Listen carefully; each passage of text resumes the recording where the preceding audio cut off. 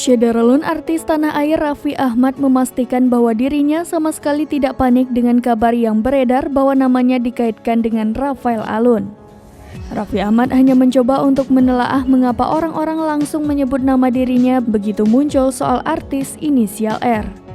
Ia tak membantah jika saat ini sedang bekerja bareng Jeremy Emmanuel Santoso yang merupakan menantu dari Rafael Alun. Namun ia menegaskan sama sekali tak kenal apalagi mencicipi uang Rafael Alun yang diduga melakukan tindak pidana pencucian uang.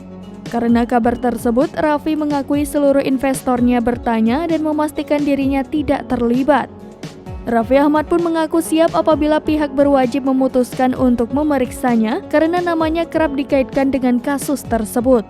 Komisi Pemberantasan Korupsi menyatakan akan mendalami dugaan keterlibatan 25 selebriti terkait kasus ex-pejabat Direktorat Jenderal Pajak Rafael Alun Trisambodo.